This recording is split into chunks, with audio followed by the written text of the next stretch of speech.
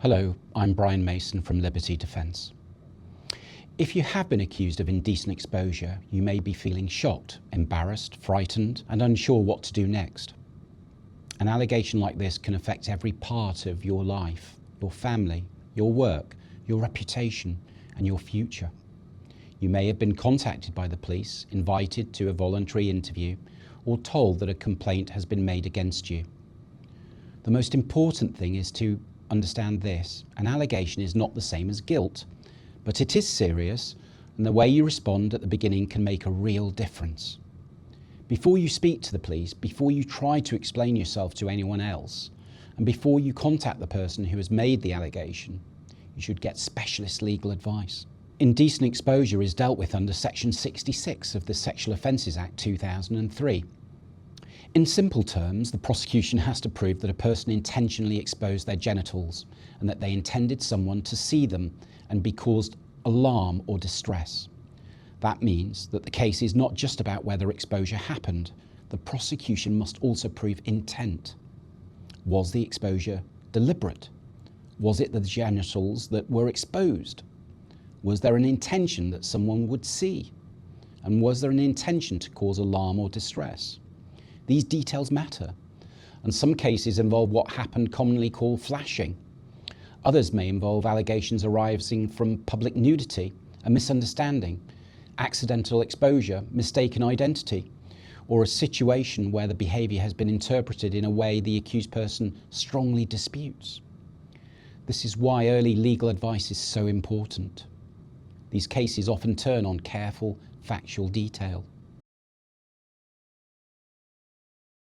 The police may gather witness statements, CCTV, mobile phone evidence, body-worn footage, location evidence, and anything said in interview. Your police interview is especially important. What you say there may be used as evidence later.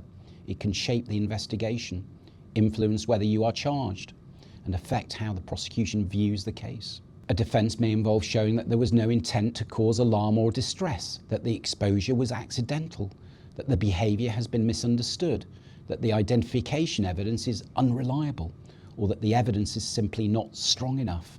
But those arguments need to be prepared properly. They should not be guessed at in a police interview without advice. Indecent exposure may sound less serious than some other sexual offences, but it can still have very serious consequences.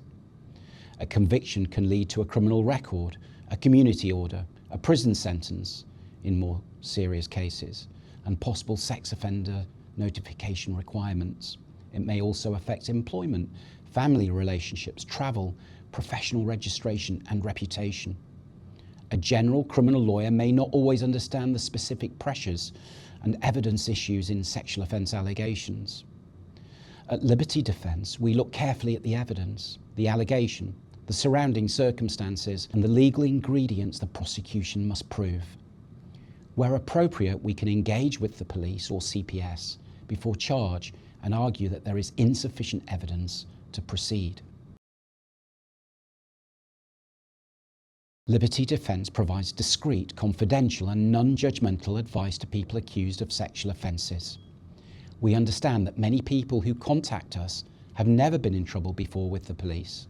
They are worried about their family finding out, their employer finding out, and whether one allegation could damage the rest of their life.